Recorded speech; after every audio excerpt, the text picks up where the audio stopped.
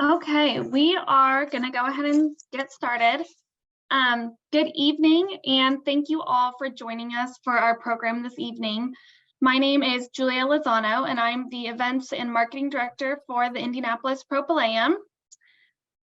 Sorry, I'm admitting people as I do this intro.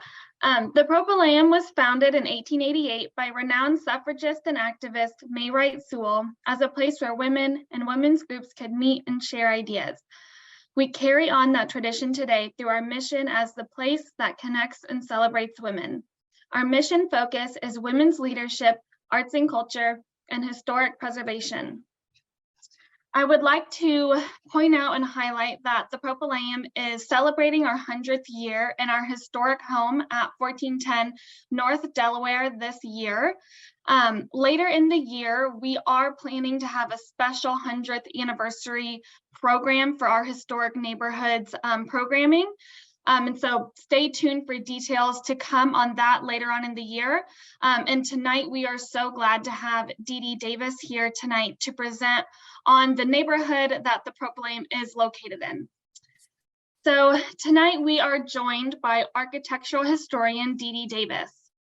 Deedee is a longtime resident of the Herron Morton neighborhood and is coming to us live this evening from the Herron School of Art Library. Tonight, Deedee will give us an in-depth review of the many iconic homes along Delaware Street from 12th to 16th Street. Several of these beautiful and grand structures did not survive urban flight, interstate development, or changing preferences of downtown real estate owners. Fortunately, many of these magnificent homes, including the Benjamin Harrison Presidential Home and the Indianapolis Propylaeum, endured along this notable stretch of early Indianapolis. Throughout the program tonight, please remember to keep your microphone muted during the duration of the presentation. Once Deedee has finished, we will have time for a live Q&A session at the end. And if you have any questions that come up throughout her presentation, just type them into the chat feature at the bottom of your screen, and we'll be sure to get to them at the end of the presentation. So I'm very pleased to introduce to you all Deedee Davis. Hi, everyone. Are you ready for this? Okay, let's go. That looks all right. And everyone can hear me okay? Yes. Okay. So here we are. We're starting on Delaware Street. This is kind of close to, sorry, I'm going to hide the camera or the view of me there. Okay. So I'd like to thank everyone for coming tonight. I'd like to thank the Propylaeum for the opportunity to speak to you about this stretch of Delaware. This could have been a 12-part series. There's so much of this. There's so many people and there's so many families that lived on this street to talk about. But my main focus here is going to be more on the built environment and what we lost. We're kind of looking from pretty much the 65 overpass here looking north. If you see this house here, this is the poor house that gets bashed up every couple of weeks at the corner of 16th and Delaware. But this is, what did I say, 1905. This is a great shot. Okay, now we all know that Central Indiana was native ground of Miami and also later displaced Delaware tribes, but our focus is more after European expansion in this area and after the Civil War. And you'll notice some weird names of streets on these maps. This is Delaware in the area that we're talking about. Morrison is pretty much 11th Street. And you'll notice that the property owners on the east side of Delaware, their land goes all the way to this Western, and Western is Central Avenue today. But you see no real houses here yet. By the time we get to 1889, it's starting to look a little more familiar. You'll notice this Home Avenue.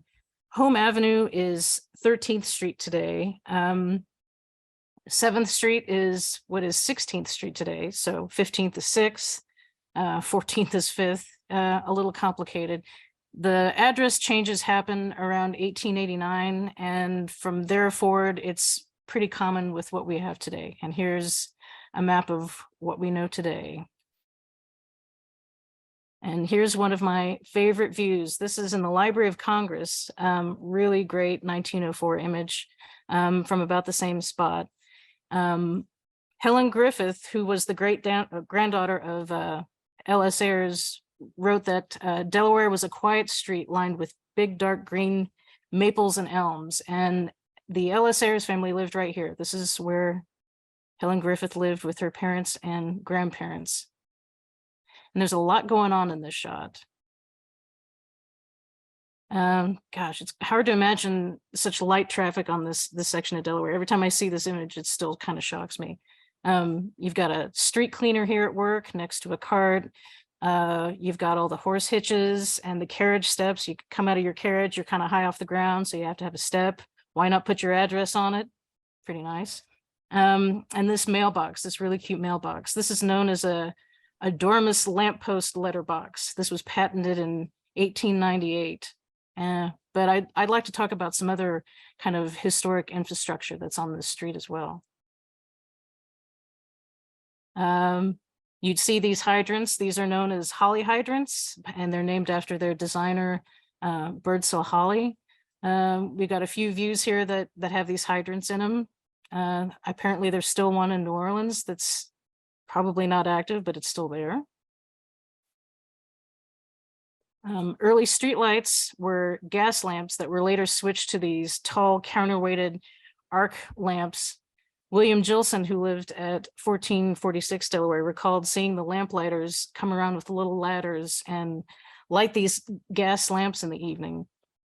And later, when they were replaced with these electric arc lamps, Helen Griffiths recalled the globes being lowered by a squeaky rope and the carbon sticks being replaced. And she claimed that these carbon sticks were great for drawing on the sidewalks, that they lasted a lot longer than sidewalk chalk that washed away too easily.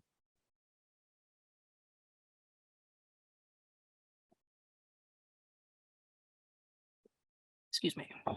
But I think the most amazing thing about this stretch of Delaware is that it's paved in wood block. I mean, I'm looking at this picture, and the whole time I've ever seen this picture, I just assumed that this was a brick street, but this is all wood paved. And here again, we have all these reminiscences from Helen Griffith, where she talks about when it's hot out and your heels get stuck because all of these wood blocks are set in tar. I think that's really amazing. And I got really interested to find out more about wood block pavement. So it's termed Nicholson pavement, and Indianapolis had it as far back as the 1870s.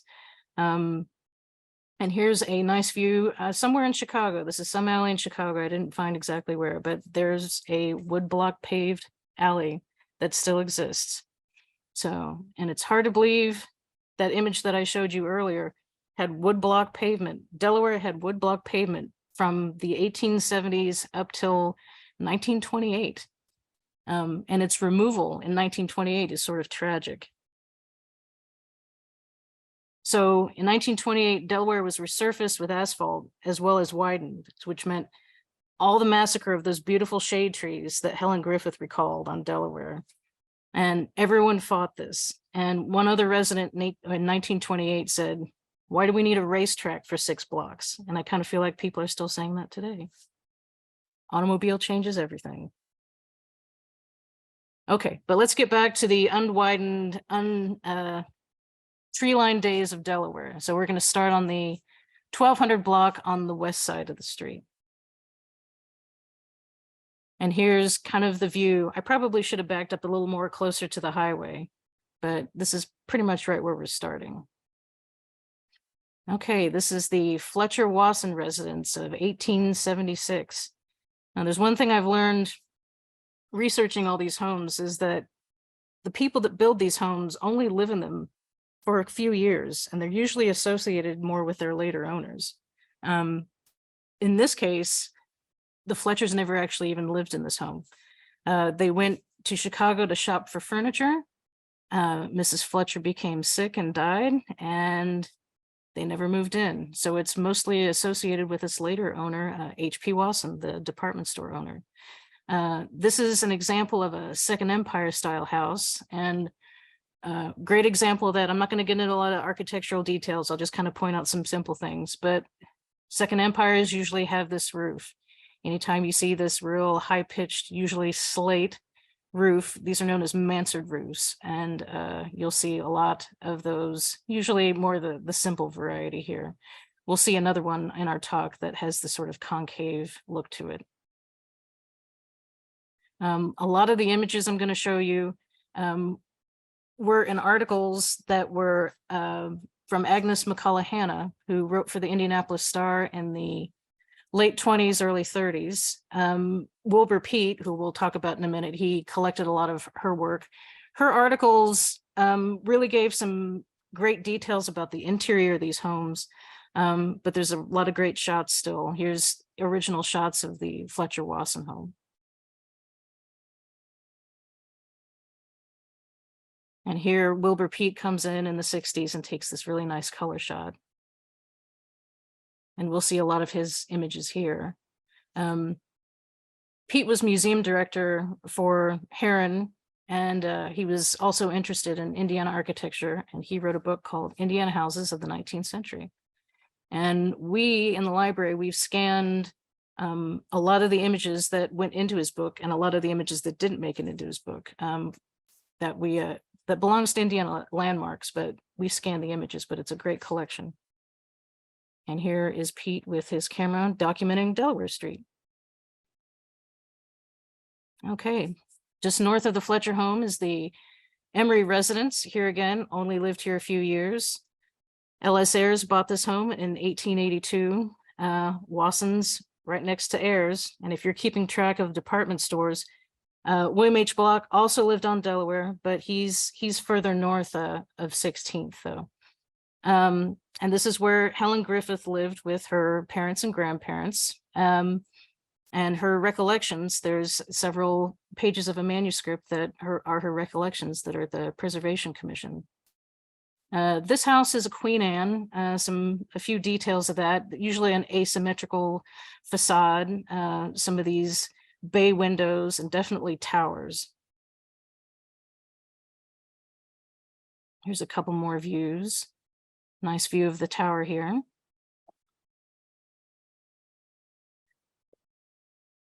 And you'll notice too, this really lovely carriage house at the back. The Emery stable was featured in the American Architect and Building News in 1878.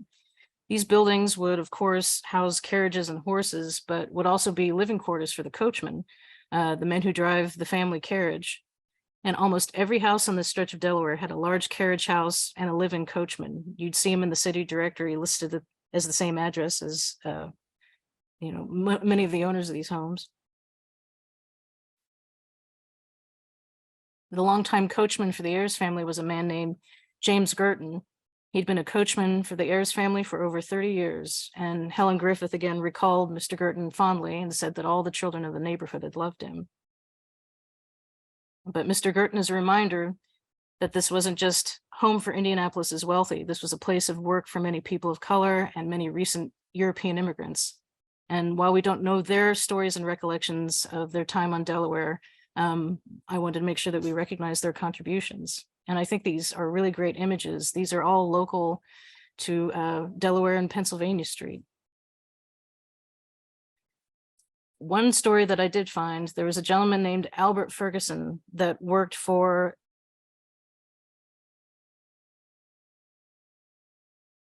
Star in the early 50s. And he's interesting because he kind of transitions from a coachman to a chauffeur. He's in this era between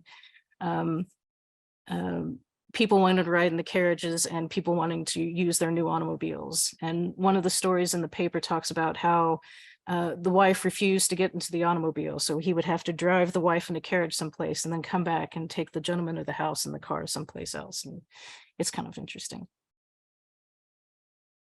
Okay, now back to the houses here. This property stayed in the Ayres family up until the late 20s and then became a private hospital. Here's another lovely color shot by Wilbur Pete. Okay, by the 30s, this entire block becomes the Arthur Jordan School of Music. And I think this is such a fascinating perspective. And you'll kind of notice this is after the widening. So you'll see all these new young trees here. I'm sure some of these are survivors today. Okay, Now, by the early 60s, the Interstate 65 was planned, and it was planned to pass through the neighborhood, and that pretty much doomed the Fletcher Wasson home. Now, while the Emory Ayers home wasn't affected by the highway, it was due to be demolished for lack of funding or lack of interest in funding it. Saying here that it would cost $50,000 to put in good condition again. So here you are. I can almost hear the collective gasping at this image. It's pretty sad. And equally sad, also the demolition of the Ayers home. Now you can see here, the perspective shows, that the Fletcher Wasson house really was right in line with the highway. In September of 2021, I was snooping around the Harrison home. I was just going for a walk, but they were excavating for their newly built bus unloading portico, and I saw that they had unearthed remnants of the Emory Ayers house, and it was just kind of nice to see all of this really gorgeous stonework back here. And here's your perspective today. Now, I'm not going to talk a lot about the Harrison home since there's lots of opportunities to learn about it. I'll say that this is an Italianate, very common sort of Italianate house for Indianapolis. Some of your clues for that are this cornice and brackets. Italianates and brackets always kind of go together. This low-pitched roof, hip roof. One thing you'll notice in this older image, Italianates, when they're initially popular in the 1860s, 70s, early 80s, they have these really modest porches. And as time goes on and people start to have these Queen Anne houses with these really huge, elaborate verandas, these towered porches, you get into an era where these poor Italianates, they have porch envy. They want to have nice porches too. So you could see the change that was made here. And my favorite architect, Louis H. Gibson, was hired to make President Harrison his new veranda for $500 in 1894. So this is pretty much the porch that you see on site today. Okay, now you might have noticed in the shot earlier that there is a house just north of the Harrison home, just right over here. This house was built by Frank G. Darlington about 1904. This is a Tudor Revival style house. And one of the clues to this style will be this stucco and wood beam plaster work on the second and third story. This was designed by Herbert Foltz and Wilson B. Parker. Didn't find a picture of Parker, but I got a fun little portrait of Herbert here at work. This house was here still in 1966, but gone by 1972. This isn't the first home on this site. This previous house was built around 1880. Frank Darlington had been living in this house since 1891. It's unknown whether he demolished it or if this house was remodeled into the second home. These two views are taken during Benjamin Harrison's funeral in 1901. And here is your view today. Okay, let's cross over and tour the east side of the 1200 block of Delaware. Okay, now I'm cheating a little bit. I'm including the last house of the 1100 block since it technically falls on this side of 65. This is built by Addison Nordyke. This is a Queen Anne.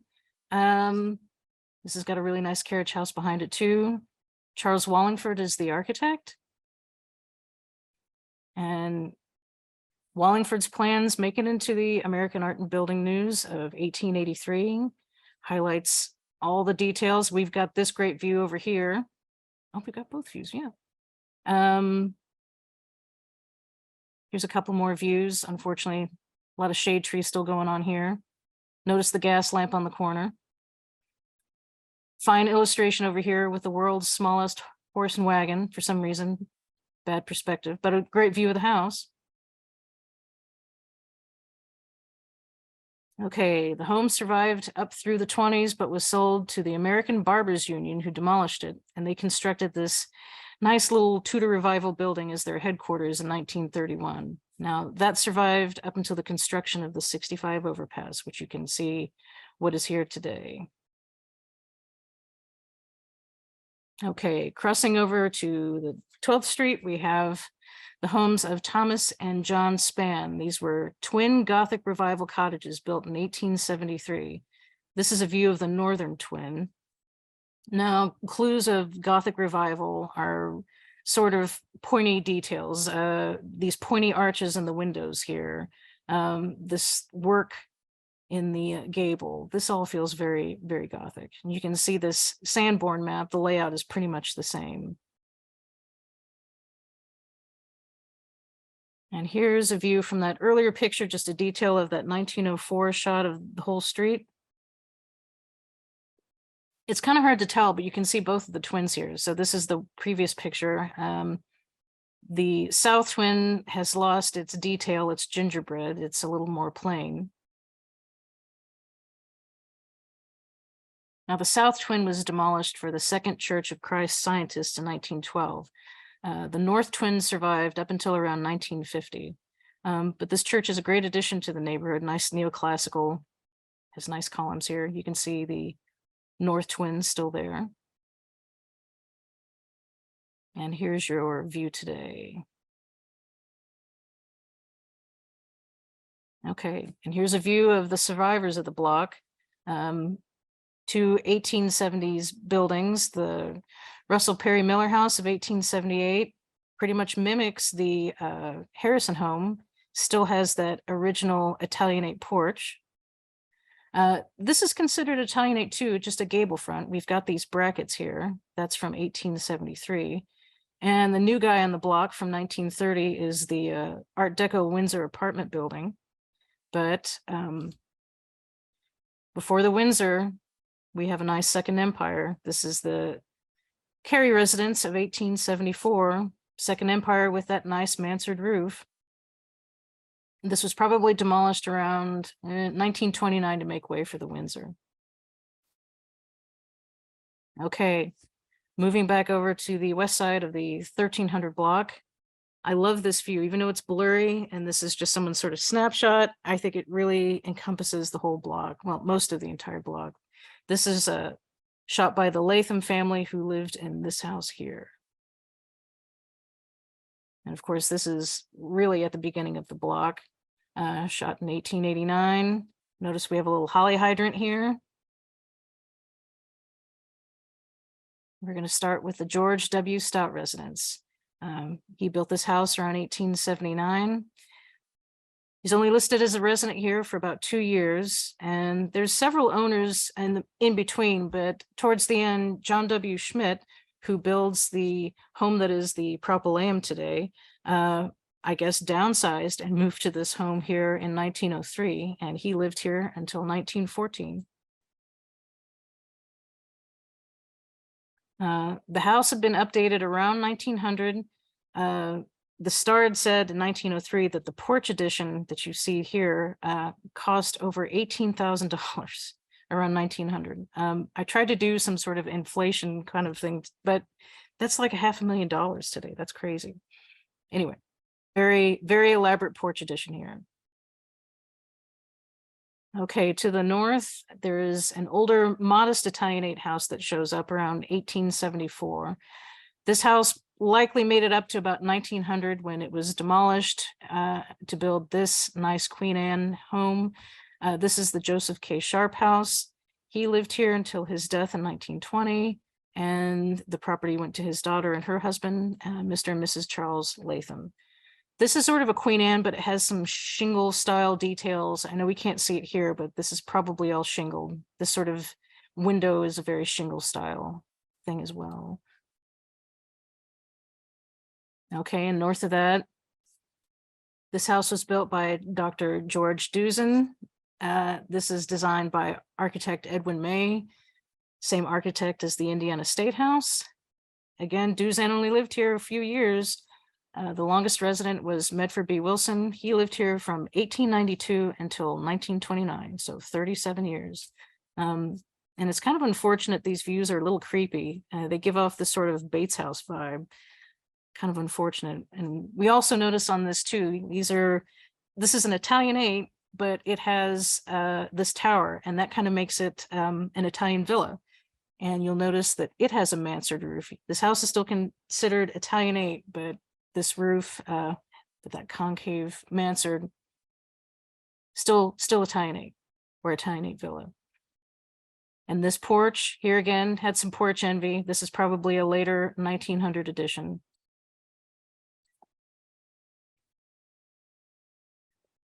A house north of that, this is the only shot I could find of it, so at least we can include it somehow. This house is built probably around 1889, looks to be pretty Queen Anne. From aerial views, it looks like it made it up to about the 50s, but I'd love to find a better view of it. By the late 30s, the Medford Wilson house was sold and demolished for the new Harrison apartment building. You could visit the Cleveland Wrecking Company and buy built-in bookcases and mantles from the house. So it says, act quick, don't delay, get down there quick. And by the 50s, the Sherwood Apartments replaced the Stout residence on the corner. And here's your view today. Okay, a survivor on this block is the Kaufman Eden residence. This house has two very defined sections. The Aaron Kaufman building of 1871, which is the west section, which you don't see here, and the Charlton Eden, the east section, which you do see here, the 1878 East Edition. Both of those guys did not live here very long, and the home is associated with later owners, the Reverend Nathaniel Hyde and Henry Talbot. And Reverend Hyde served as pastor to the house or the church down the street, the First Congregation, just a few blocks north. Here you can see the sort of unharmonious connection of these two Italianate homes, the 1871 section and the 1878. Okay, north of that is the William B. Wheelock residence. William Wheelock married into the Ellis Ayres family and was vice president of the company. He'd been living at the Ayres home up until about the death of Mrs. Ayres in 1911, and then they moved over here to this home. This is a sort of Italian Renaissance style home. This terracotta roof kind of lets you know that. These windows, these nice arch windows. This kind of house feels like it's more at home north of 38th Street on Meridian. It's kind of an odd one for this block. And here's a picture of Miss Helen Wheelock Griffith, who we've seen or heard about all her reminiscences.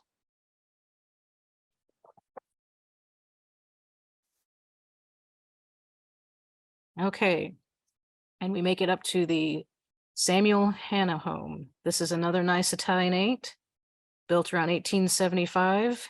You'll notice another lovely large carriage house at the back. Samuel Hannah doesn't live here very long. It gets mostly associated with Cortlandt Van Camp. He moves here in 1887 and stays till his death in 1923. That's 36 years on site. Cortlandt is a brother to Frank Van Camp, the Van Camp who's known for pork and beans, but this brother is known for the hardware business. And this house survived up until the early 50s. And then it was demolished to build the headquarters for the Baptist Association, Indianapolis Baptist Association. Okay, now we're going to move back over to the east side of the 1300 to 1500 block. I love this view. I think this is such a great shot. And really, you know, the Bates residence really is the belle of the block. This is really the major loss here. Hervey Bates Jr. built this house about 1876. The architect is William LeBaron Jennings. Some details of Chateau-esque Well, they're usually masonry. You'll see a lot of pinnacles, towers, tiny little dormer windows. Here's American Architect and Building News elevation drawing of it. Jenny's kind of a big deal. He's an engineer and architect out of Chicago. He's credited for being the father of the skyscraper. So he comes up with the iron frame buildings that can be built taller, as opposed to what is mostly done with having exterior load-bearing buildings. So, okay, and like so many other houses on the street, the Bates only live here for a few years. There's several owners that come here. But David Perry is one of them that comes in and makes some changes. He makes these columns that are on the outside of the building that were once smooth. He's had them all carved. But it's Hugh McGowan who makes a major change. He controls the fate of this building, or at least his family does. So when Hugh McGowan purchases a property, oh, I don't have the year. Well, he's president of the Traction and Terminal Company and a big Catholic. And when he passes away, his wife sells to the Knights of Columbus. So by 1919, this becomes a Knights of Columbus Hall.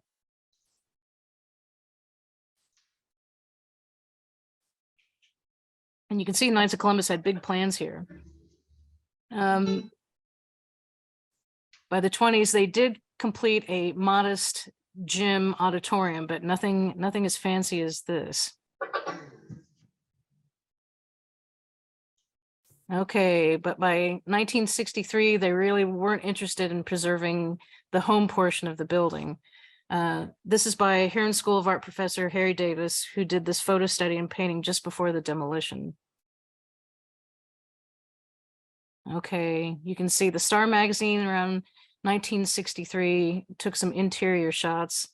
And this quote here always kind of upset me. It's like, when the upkeep of such a home becomes burdensome, it is headed for the graveyard. There's just no other choice. Now, a few years ago, I had an opportunity to scan a lot of these images that belong to the Historic Preservation Commission, and a lot of these images of this house came through, and I was really fascinated by it. And I bet it wasn't a month later, I went to Doc Key's salvage, architectural salvage, kind of close to 30th Street, looking for some tile. And I found that he had the original paneling from the Bates house. And I was able to get to the collection on my phone and show him this great work that he had. They had no idea where it had come from. And I think he had like 5,000 on a piece of tape written on it. And when I showed it to him, he put a 1 in front of the 5. I still think he has this. I think he's taken it to his other store that he has now down in Tennessee. So if you're interested in having a piece of the Bates house, it's, I believe, still up for sale.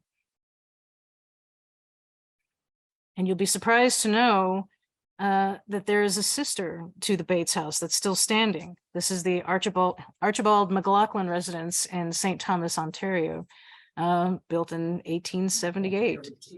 A lot of the details are pretty much the same, except this blonde brick that's really common up in Canada, this sort of light colored brick. So pretty neat.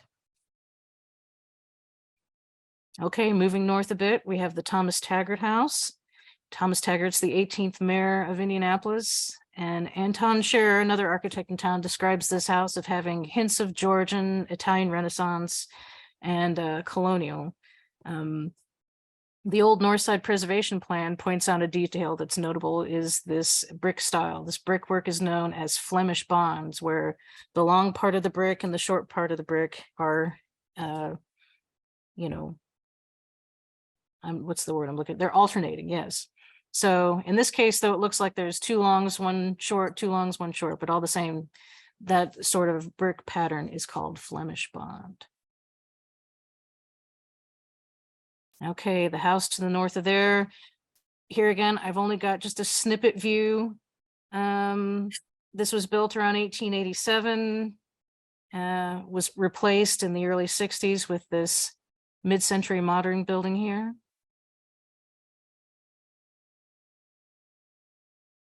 And we had a nice little Italianate double that somehow fit between these two buildings, built around 1887, demolished not long after this photo was taken in 78, but Italianate with the brackets still and the low pitched roof. Okay, the next three houses are all of a Queen Anne style, but there's only one survivor. And that's the first house here. This is the Alvin Lockhart residence of 1892. This is Queen Anne, but it has some elements of shingle style.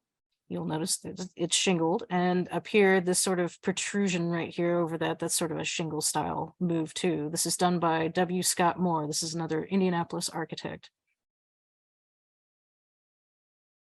And the house north of the Lockhart home, it's kind of a shame we don't have a lot of good views here, but I found a really nice little article about Louis Weisenberger in the Star.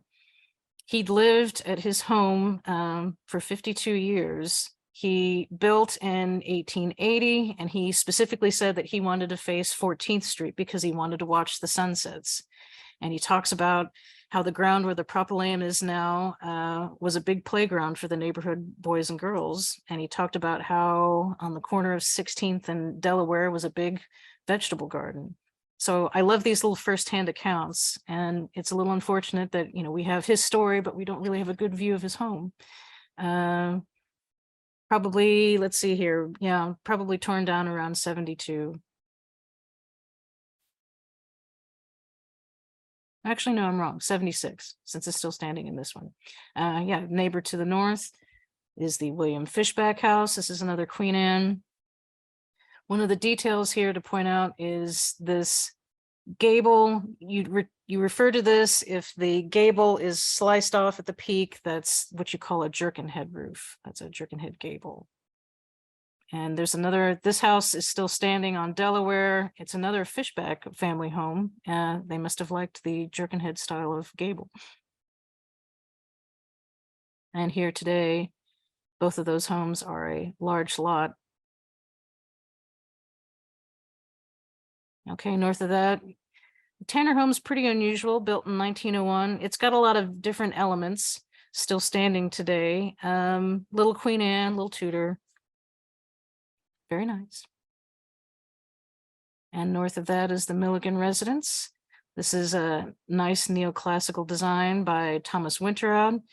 And it's interesting that it's pretty much stayed true to the elevation drawing that's in the paper. So, and of course, neoclassical elements are these columns, and it's a symmetrical facade.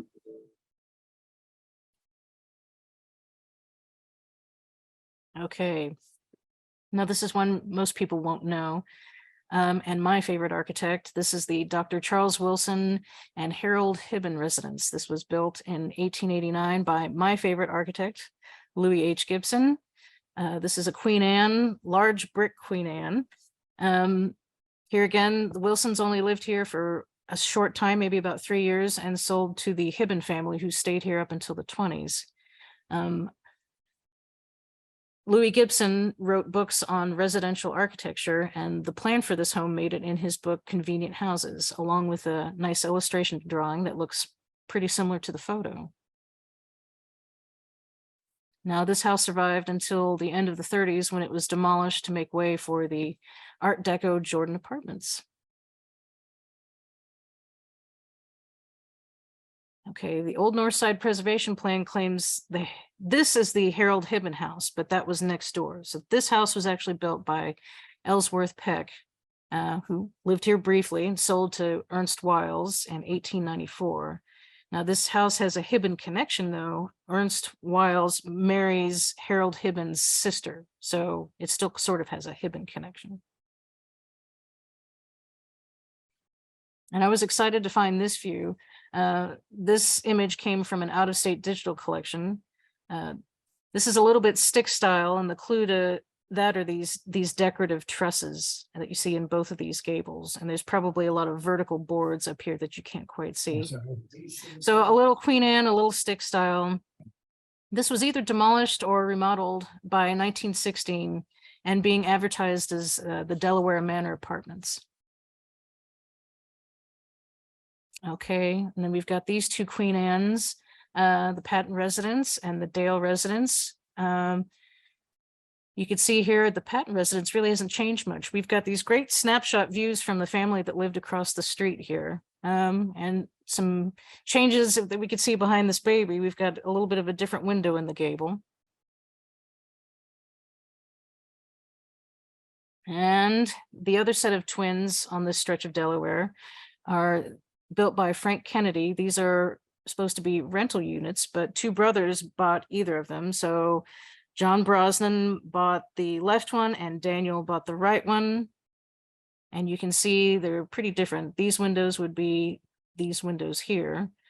These homes were enlarged sometime before 1913.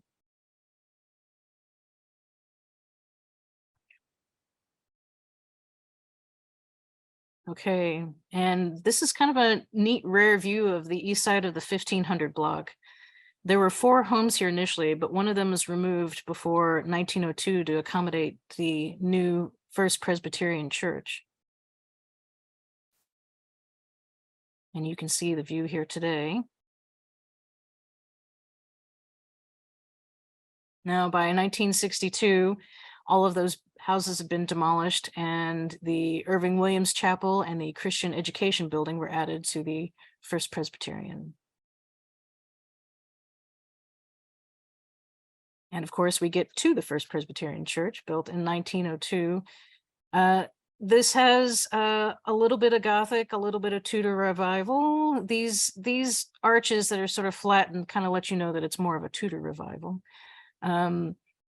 Some fun things to point out, we can really see the wood block in the street here, and you can see that the wood block stopped at 16th. So here is asphalt, here's the wood block. Have a holly hydrant here. And you'll notice that there's some smokestacks that are right behind the church. There is a power plant that is at the corner of 16th and Alabama. Very small one, but if you wanted to know what those were, that's what's going on. Okay, now we're reaching the last leg of our tour. We're on the west side of the 1400 and 1500 block. Now we want to include the Propylaeum, but we're not going to talk about it. Dr. Jim Glass has done a wonderful talk on the Propylaeum that you can find online, but I did want to share this color view that Will Repeat did. And I also wanted to show some of those snapshots of the fence that's still standing there. And also, we don't have a really good view of the house that used to be just north of the Propylaeum, but this is a little bit of a snippet of a shot of that house. Okay, and that house was demolished to build the Marley Apartments. This is the oldest apartment building on the stretch that we're talking about, and the Star called it the first invasion of the aristocratic Delaware Street section by a high-grade apartment building, and that it had a pleasing Tudor design. Now, I really like this house. This is one of my favorites here. This is the Henry Fraser residence that was built in 1891. Fraser lived at this residence. Fraser lived here with his stepson, which is the Watson family, and they lived here up until the late 30s. This house survived up until the 60s, and it was probably demolished around 72.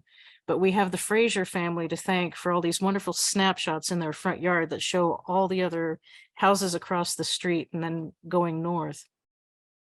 Here's another great one from their yard. I think these are just so great. Okay, north of them, this is the William Gilson residence. This is built about 1895. This is designed by W. Scott Morgan. The Gilson family was still living here up until the 40s. Pardon me. Now, William Gilson's grandson, also named William, he grew up in this house, and he was another one on this street that wrote a little reminisce of the neighborhood. And he mentions that he recalls hearing the streetcars squeal as it turned the corner from 16th to go on to Pennsylvania. And he talked about hitting a baseball through the window of the Congregational Church about 3 doors down, and commented on how surprising it is how fragile religious windows are. And he mentioned that the pastor didn't appreciate his version of making the sanctuary holy. So this house, yes, was demolished somewhere early 70s. And something else that we don't see anymore, a photo booth, or not a photo booth, a phone booth. And here's your view today. Plenty of ample parking. Okay, this is probably the most unusual of the houses on Delaware. This is designed again by Foltz and Parker. This is the William Reed house. Now, the story goes that the Reeds were inspired by a villa that they encountered on a trip to Italy. And this 14th century palace below certainly shares a lot of similar detail. And here's a few interior shots for you. And next door to that is yet another Foltz and Parker designed home. This is the home of author Meredith Nicholson. Clues of this style, the Georgian colonial revival, are symmetrical facade and gambrel roofs. So if you think of a barn, a traditional barn roof, that is what is termed as a gambrel roof with these pointed sections here. You've got more than just one pitch. This house also has that Flemish style brickwork. If you pass by it, you'll see the stretcher header brick style. And north of that, we have another nice neoclassical style building. This is the Woodbury Williams house of 1906. When I saw the shot, I was kind of surprised. I didn't know that they'd had an addition that was put on the back here. So you can see in the later view that there is a nice addition, very complementary to the rest of the home. And this is the Charles S. McBride residence, another Queen Anne. This was built about 1893. It was purchased in 1919 by the Congregational Church to serve as a parsonage. And you can see it is the St. Seraphim bookstore today. This also has ties to the church next to it even today. And of course, we get to the First Congregational Church. It was an addition to the original church. This was the original church back here. 6 years later, the same architects out of New York do the addition.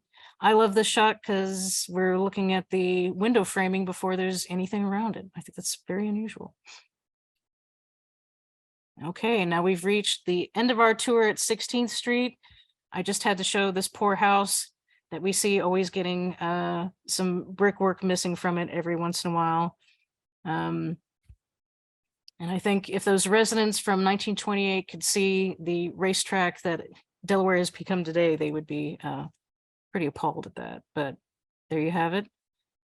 And I have one other view. I found this really recently, and I was really excited to share it because it really shows this woodblock pavement and how narrow Delaware is. So we're looking from 16th, looking south. It's not the greatest shot, but it's a different perspective than I'm used to. And then we have one last shot here. This is about 1916, kind of showing a nice view of the block. Not sure what the procession is for, but that's about it. So I want to highlight some of the collections that we're using. And if you're interested in looking at any images that I showed today, you can go to just Google Indiana Memory. All these collections live in a database through the State Library called Indiana Memory. And I wanted to thank the Propylaeum and James DeGrazia and Dr. Glass and William Selm for all their help. And that's the end.